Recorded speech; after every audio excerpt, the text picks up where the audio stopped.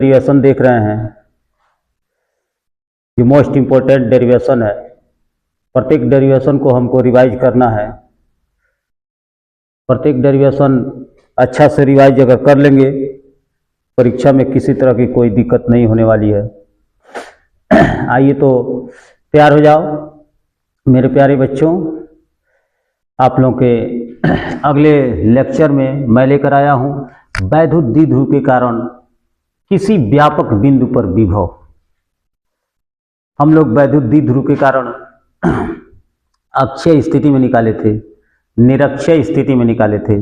अक्षय स्थिति में भी विभव निकाले थे, निरक्षय स्थिति में भी विभव निकाले थे। लेकिन अक्षय और निरक्षय छोड़कर अगर किसी व्यापक बिंदु पर पूछ दे, व्यापक बिंदु का मतलब हुआ न अक्ष पर हो और न ही निरक्ष पर हो, यानी जो वैद्युत द्विध्रुव के किसी थीटा एंगल पर कोई किसी दूरी पर एक पॉइंट दे दे और कह दे कि वहाँ वैद्युत विभव ज्ञात कीजिए, तो वहाँ पर वैद्युत विभव निकालने के लिए हमें आज जानेंगे कैसे निकालेंगे। किसी व्यापक बिंदु पर विभव यदि निकालना हो तो हम कैसे निकालेंगे, ध्यान देंगे।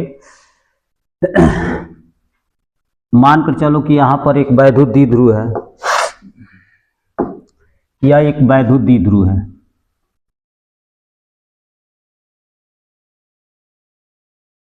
ए बी एक वैद्युत द्विध्रुव है जिसका केंद्र O है। वैद्युत द्विध्रुव में हम जानते हैं एक माइनस क्यू आवेश होता है और एक प्लस क्यू आवेश होता है। उसके बाद अगर देखा जाए तो ये बीच की दूरी 2l होता है, यल और यल, ये 2l हो जाएगा बीच की दूरी। यहाँ पर अगर देखें तो इस अक्ष के ऊपर अगर जाते हैं तो अक्षय स्थिति, अक्ष के नीचे आते हैं तो निरक्षय स्थिति होगा।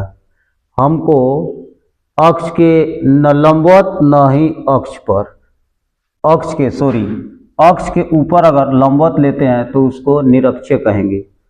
अक्ष पर अगर कहीं भी लेते हैं तो अक्षय स्थिति हो जाएगा। लेकिन हमको न ही अक्ष पर लेना है न इसके लंबवत लेना है, किसी व्यापक बिंदु पर। व्यापक बिंदु का मतलब जैसे किसी एंगल पर मैंने मानकर चलो यहाँ से r दूरी पर एक बिंदु P है, यहाँ पर विभव पूछ दे, मान लो थीटा एंगल पर, थीटा एंगल है और उसे r दूरी पर एक बिंदु P है, वहाँ पर हमें वैद्युत विभव निकालना है। ध्यान देना, वैद्युत विभव निकालने के लिए यहाँ पर हमको वैद्युत विभव निकालना है, V इक्वल टू बताना है कितना होगा।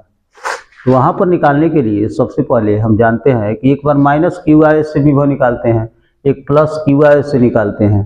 तो माइनस क्यू आवेश से अगर देखा जाए तो ये भी जो है मान के चलिए माइनस क्यू आवेश से दूरी हो जाएगा जिसको मान ले रहे हैं R1, और एक बार प्लस क्यू आवेश से दूरी इसको मान ले रहे हैं R2,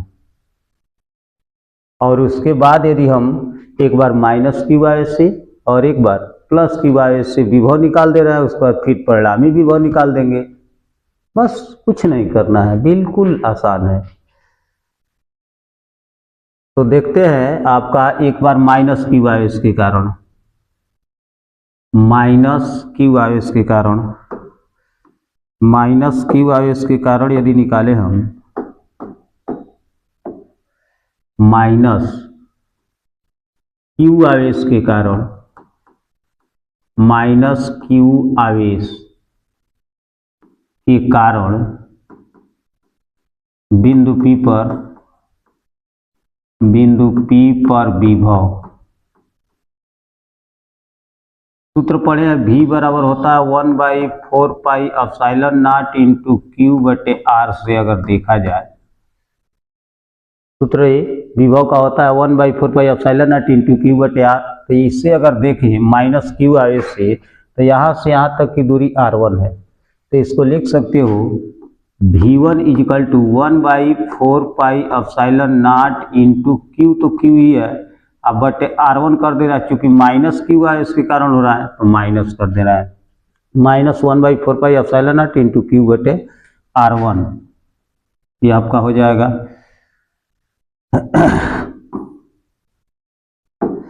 इक्वेशन इसको मान लेते हैं फर्स्ट। किसी तरह की कोई दिक्कत मेरे प्यारे बच्चों, कोई दिक्कत, कोई समस्या, अब यहाँ आगे अगर देखें तो एक बार निकाल रहे हैं प्लस क्यू आवेश के कारण, इसी प्रकार प्लस क्यू आवेश के कारण, प्लस क्यू आवेश के कारण बिंदु P विभव सेम वही हो जाएगा V2 is equal to 1/4πε0 into Q/R2। Equation second. R यहाँ से अगर यहाँ तक की दूरी देखा जाए तो R2 है, तो वही R के जगह R2 कर दिया है। यहाँ अगर देखा जाए तो परिणामी अगर विभव निकालें, परिणामी विभव, तो परिणामी विभव V इक्वल टू होता है V1 प्लस V2। दोनों मान को आपस में जोड़ देंगे, दोनों मान को आपस में जोड़ देंगे, तो जोड़ेंगे तो V इक्वल टू हो जाए V1 का मान है -1/4πε0 into Q/R1 plus 1/4πε0 into Q/R2। यह हो जाएगा मान, दोनों ये R1 का मान है, ये R2 का मान है। परिणामी विभव V1 प्लस V2 समीकरण 1 और 2 से कर दिए। V इक्वल टू हो जाएगा, यहाँ से देखा जाए 1/4πε0 Q, 1/4πε0 Q, दोनों में दिखाई दे रहा है 1/4πε0 और Q कॉमन है, दोनों में है, कॉमन कर ले रहे हैं। तो यहाँ से 1/4πε0 Q इंटू Q अगर कॉमन कर लें तो यहाँ से निकल गए माइनस का हो जाएगा 1/R1 और प्लस का 1/R2, यह हो जाएगा। अब थोड़ा गौर करें, हम गौर ये करना है कि R1 और R2 का मान, R1 और R2 का मान इसमें से निकाल कर यहाँ पुट करना है। तो थोड़ा फिगर में गौर करना, आप लोग फिगर में थोड़ा ध्यान से 1 मिनट के लिए थोड़ा ध्यान से फिगर में देखें, क्योंकि यहाँ समझने वाली बात है। अगर फिगर में नहीं समझ पाते हैं तो फिर समस्या है, आपका डेरिवेशन अधूरा रह जाएगा, आप नहीं समझ पाएंगे। कितना हूँ बार आपका जो रिप्लाई करेंगे जब तक यहाँ नहीं समझेंगे।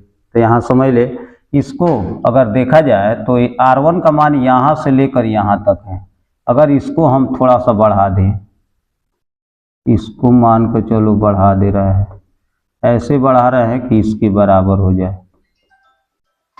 तो इसके बराबर अगर R1 का मान बढ़ा दें, R1 का मान अगर बढ़ा दिया जाए, ऐसे बढ़ा रहा है कि जितना R1 है उतना ही R हो जाए। उसी प्रकार ये R2 को अगर हम मिला दें ऐसे, तो यह जो है उतना ही है जितना कि R2 है। यहाँ से लेकर यहाँ कोई बिंदु अगर D मान लें तो D से लेकर और P की दूरी उतना ही होगा जितना कि R2 की दूरी होगा। उसी तरह आपका यहाँ अगर कोई बिंदु मान लो C मान ले रहे हैं, तो C से लेकर P की दूरी उतना ही होगा जितना कि R1 को होगा। ये आपका यही बात समझना। एक बार और समझ ले, जैसे ये लंबाई ज़्यादा है, ये लंबाई कम है, तो इसको थोड़ा सा बढ़ा दिया, वहाँ तक बढ़ाए हैं कि R1 के बराबर यह हो जाए। तो R1 का मान जो होगा CP होगा, CP के बराबर R1 हो जाएगा। और क्योंकि ये R का मान ज़्यादा है R2 से, तो R में से काट दिया जाए, ऐसे काटा जाए कि R2 के बराबर हो, तो ये जो है DP का मान हो जाएगा R2 पे। यानी अगर इसको देखा जाए ध्यान से, तो गौर से थोड़ा समझना है। अगर हम R1 चाहे तो लिख सकते हैं, R1 बराबर लिख सकते हैं R1 इजिकल टू, ध्यान देना, R1 का मान यहाँ से यहाँ तक चाहो तो लिख सकते हो CP, और CP को लिख सकते हो OP और OC, और OP का मान हमारा ऑलरेडी R है। यहाँ से यहाँ तक R है बालों, यहाँ से यहाँ तक R है। अरे भाई यहाँ से यहाँ तक ऑलरेडी R है, इतना ही ना बढ़ाए हैं हम, तो जो बढ़ाए उसको लिख दे रहे हैं OC, तो R प्लस OC हो जाएगा। तो यहाँ R1 बराबर लिख सकते हैं R प्लस OC, आसानी से लिख सकते हैं, OC इतना बढ़ाए हैं। उसी तरह इसमें अगर देखा जाए तो R2 का मान लिखें तो है यह जो है वो OPR है, तो R में से इतना कम कर दें तो यह हो जाएगा आपका R2 का मान। तो R2 बराबर R में से घटा दे रहा है OD, तो इसी तरह R2 बराबर लिखें तो R माइनस OD। अब यहाँ से OC और OD का यदि मान निकालें, यहाँ थोड़ा गौर कीजिएगा आप लोग, अगर हम OC और OD का मान निकालें तो ये थीटा है तो ये भी हो जाएगा थीटा, और यदि थीटा हो जाएगा तो यह एक समकोण त्रिभुज है AOC, लिख रहा है समकोण त्रिभुज AOC में अगर देखा जाए AOC में कास का यदि प्रयोग करें, कास थीटा, तो कास बराबर होता है आधार बटे कोण, कास बराबर आधार बटे कोण। तो इसमें देखा जाए ये है 90 डिग्री का एंगल बनाया है, तो इसका मतलब इसके सामने की भुजा ये तो कोण होगा और यह हो जाएगा आपका आधार, ये वाला, तो यह थीटा लिया है तो ये आधार होगा, ये कोण होगा, तो आधार है OC अपान ये कोण यहाँ से लेकर यहाँ तक, तो ये यल है, तो यल यहाँ से अगर OC का मान निकाले तो OC बराबर हो जाएगा यल काश थीटा होगा। OC का मान निकाले चूंकि काश बराबर आधार बटे कोण है, आधार है OC और कोण है AO का मान यल है, तो वही OC बटे यल कर दिया है। तो यल का मान निकाले तो OC का मान निकाले ऊपर वाले का, तो ये इधर गुणा हो जाएगा यल काश थीटा। और उसी तरह हम निकाल रहे हैं OD का मान, तो OD का मान ध्यान देना, इस त्रिभुज में आते हैं, इस त्रिभुज में, तो लिख रहा है त्रिभुज DOB में अगर देखा जाए तो ये थीटा है तो काश थीटा लिख रहा है, काश थीटा बराबर ये भी आपका आधार बटे कोण होगा, तो आधार ध्यान देना ये थीटा है तो ये हो जाएगा आधार और ये होगा कोण, तो आधार है OD अब बटे कोण हो जाएगा यल। तो यहाँ से अगर OD का मान निकाले तो OD बराबर यल काश थीटा, यह हो जाएगा। कोई दिक्कत, कोई समस्या यहाँ पे कुछ किए नहीं है। यहाँ पर हम काश का प्रयोग इसमें भी किया है, यहाँ पर जो ये 90 डिग्री का एंगल होगा तो समकोण त्रिभुज काश का प्रयोग, यहाँ भी है 90 डिग्री है तो समकोण त्रिभुज काश का प्रयोग कर दिए हैं। अब यहाँ से देखा जाए तो OC का मान यल काश थीटा, OD का मान यल काश थीटा, तो ये काम करते हैं, अब ये मान उठाकर इसमें भर दे रहा है। तो यहाँ से R1 बराबर लिख सकते हैं, R1 बराबर लिख सकते हैं R प्लस OC का मान आया है यल काश थीटा, और I2 बराबर हो जाएगा R माइनस यल काश थीटा, ये हो जाएगा मान।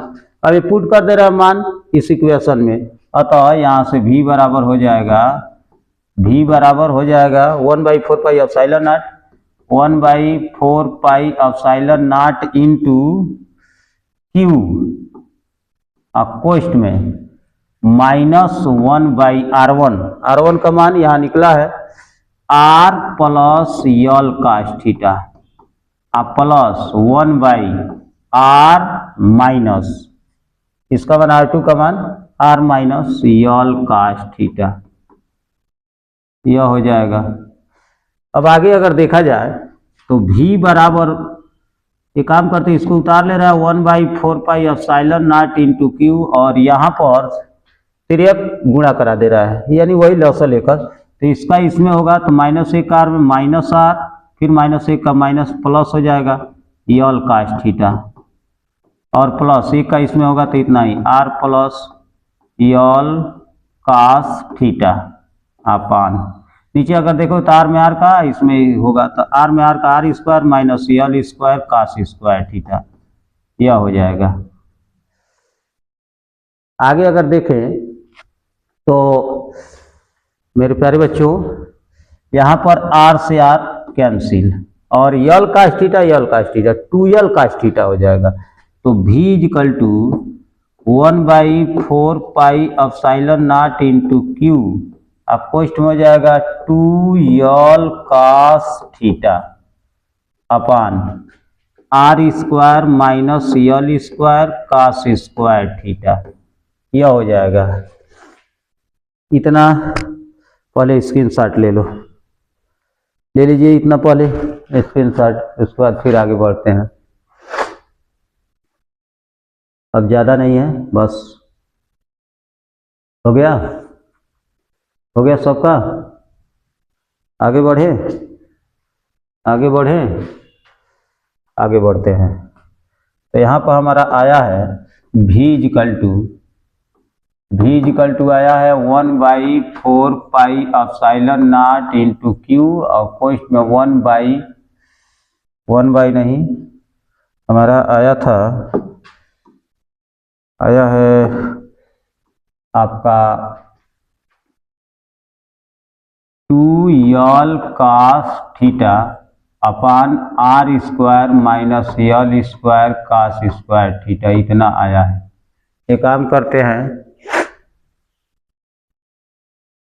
तो अगर यहाँ से देखा जाए तो l स्क्वायर बिल्कुल सूक्ष्म होता है, छोटा होता है, जिस कारण उसको अगर ये पूरा पद छोड़ दिया, नगड़ या जीरो मान ले तो ये पूरा खत्म हो जाएगा। यानी यह हो जाएगा v is equal to 1/4 pi epsilon naught into Q को अंदर कर दे रहे हैं, तो यह हो जाएगा 2ql कास थीटा अब बटे r स्क्वायर हो जाएगा।